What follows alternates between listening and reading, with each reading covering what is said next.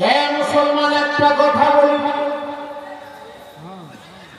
আপনি আমি তো দূরের কথা, খলিফাতুল মুসলিমিন হযরত ওমর রাদিয়াল্লাহু আনহু এত বড় পাওয়ারফুল ব্যক্তি।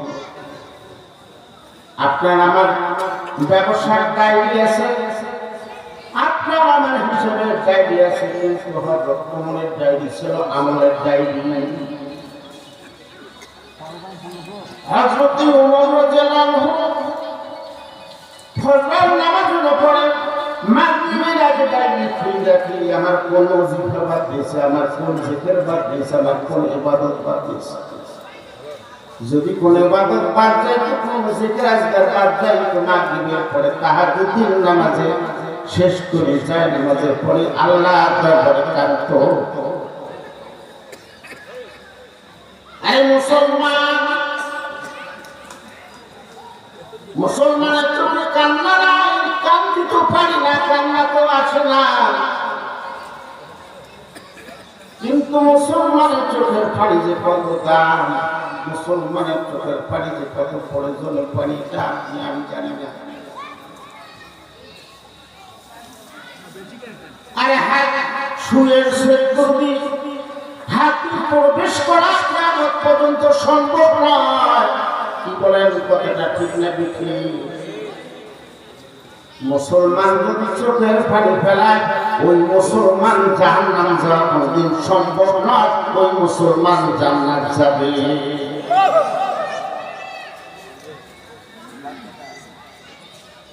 পরিষ্কার আল্লাহ নবী বলেন, মান বাকা মান খাশিয়াতিল্লাহি হারামাল্লাহু আলাইহিল নার। গোটা দুনিয়ার পানি যদি জাহান্নামের আগুনে ঢালা হয়, জাহান্নামের আগুনে লাগবে না, কিন্তু কোন বান্দা যদি নিজের গুনার কথা স্মরণ করে চোখের পানি ফেলে কান্দে, আল্লাহ আমার জীবনের গুনাহকে মাফ করে দে, আমার আল্লাহ কুদরতিভাবে বান্দার চোখের মধ্যে শক্তি দিয়ে বল, বান্দারে আমি নিজ কুদরতি হাতে ধরে সৃষ্টি করেছি, কান্দিস না, তোর জীবনের গুনাহগুলো আমি তোর মাফ করে দিলাম। চান্দে খান বাগে মন বসতান মান, চান্দে খান বাগে মন বসতান মান, ইনে গুজি গোরে গোরস্তান মান, ইনে গুজি গোরে গোরস্তান মান। আর কেউ যদি কাউকে জিজ্ঞাসা করে অর্থ কেমন, আপনার সম্পর্ক কেমন, আপনি বাগান দেখান, আপনি বিল্ডিং দেখান, এই জমি দেখান, এই ক্ষেত খামার দেখান, আপনার ছেলে ডিসি মন্ত্রী এটা বলেন, কিন্তু আপনার বাবা যদি কবরস্থানে দফন হইল, আপনার মা যদি কবরস্থানে দফন হইল, আপনার 14 গোষ্ঠী কবরস্থানে দফন হইল, আমাকে একদিন এই কবরস্থানে যাইতে হবে। একটা বাড়াতে কোনদিন দেখাইলাম এই জায়গায় আমাকে দফন করা হবে, পরিচয় দিলাম জায়গা জমি দিয়া, আরে আসল পরিচয় হলো মাওলার কবর যাওয়া। চান্দে খান বাগে মন বসতানে মান, ইনা গুজি গোরে গোরস্তানে মান। খলিফাতুল মুসলিমিন হযরত ওমর এত বড় পাওয়ারফুল ব্যক্তি, যার ভয়ে ঘাটের মধ্যে বকরি আর বাঘ একসঙ্গে পানি পানি করতে, কিন্তু কেউ কত আক্রমণ করার সাহস হইত না। যেদিনে বাঘের আক্রমণ করে, একজন আরেকজন যাকে বলা যেন বাঘের মধ্যে আক্রমণ করে, হয়তো দুনিয়াতে না, এই কারণে আক্রমণ করে। হযরত ওমরের মতো মানুষ রাস্তা দিয়ে চলাকালীন আল্লাহর বান্দার এক কবরের পাশে দাঁড়িয়ে দুই চোখের পানি ফেলে কান্দে। সূরা ফাতিহা সূরা ইখলাস কয়েকবার দরুদ শরীফ পড়িয়া হযরত ওমর যে কবর চেয়ার থেকে কান্না শুরু করলো, তার দাড়ি মোবারক ভিজে গেল। মুসলমান লম্বা টানার মুনাজাত করার পর যখন মুনাজাত শেষ করলো,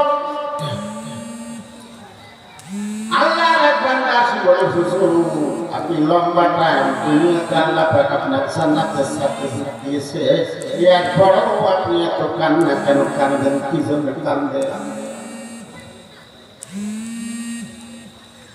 হযরত ওমরের মতো মানুষ সত্যতা এই কবর হলো প্রথম ঘাটে, এই প্রথম ঘাটের মধ্যে যদি কেউ ফেল মারিয়া যায়, পরীক্ষার পাস না করে, বাকি ঘাটিগুলোর মধ্যে রেহাই পাবে না। এই জন্য ওমরের কান্না এই জন্য আসে, আল্লাহ যেন প্রথম ঘাটিতে কামিয়াব করে জান্নাত দান করেছে। দেখুন সুবহানাল্লাহ।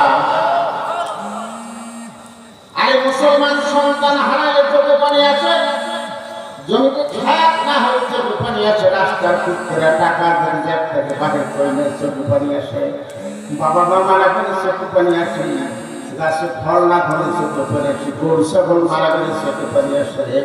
কিন্তু জীবনের কোনদিন একদিন দেখা পাইয়া মুসলমান একটা দিন মনে আসলো না, হারিয়ে গোনা করলাম, জন্মের পর থেকে নামাজ পড়লাম না, মিথ্যা কথা বললেন, এই হাতি কত মানুষকে কষ্ট দিলেন, এই জবান কত মানুষকে কষ্ট দিলাম। হ্যাঁ রে, 2 রাকাত পড়লাম, 10 পড়লাম, একটা দিন তো আমি কাঁদলাম না, কাঁদতে পারলাম না।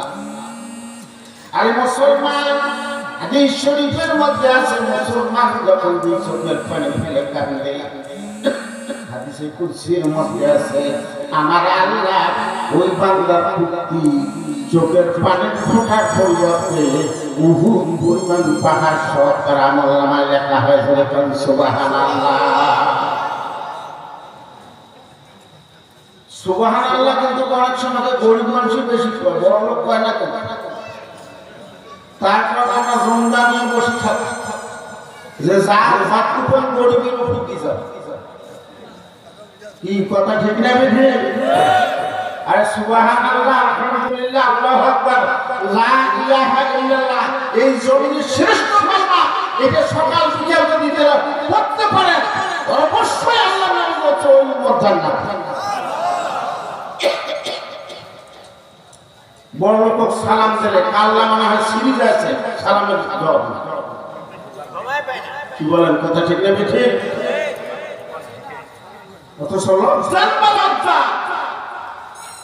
সালাম যেভাবে দেওয়া হবে ওইভাবে নিতে হবে।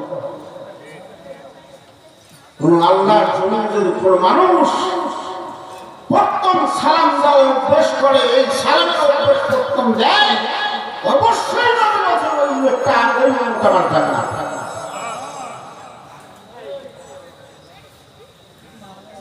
হ্যাঁ, মুসলমানের জন্য কথাটা বলছি। আমার আল্লাহ পরিষ্কার ভাবে কালামে পাকে বলেন, ইয়াউমা লা ইয়ানফা'ু মালুন ওয়ালা বানুন ইল্লা মান আতাল্লাহা বিকলবিন সালিম। আল্লাহ দরবা মানা দুশমনান, মালো আওলা দরবা মানা দুশমনান, করছে নজদিকি দুশমনে রোশনা।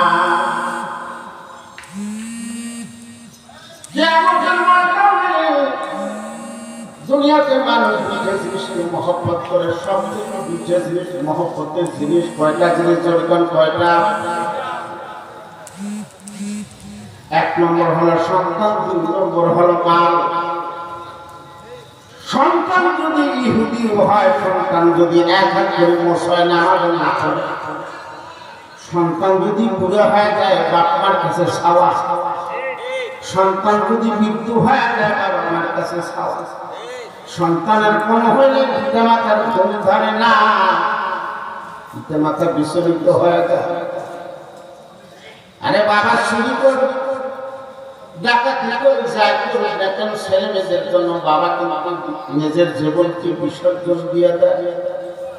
মার চোখে ঘুম থাকে না, মা কিন্তু বিচলিত হয়ে যায়, সন্তানকে বাবা মাঝে কত কষ্ট করে মানুষ।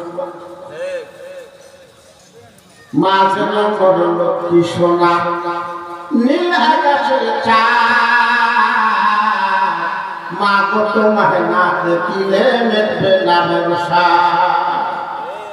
বনে থাকে বন বাদুড়ি, সাহস হলে তার বুকে এমনি মায়ের সাহস হারে না পড়লে হাজার দুঃখে। বাদুর কি খাইতে পারে?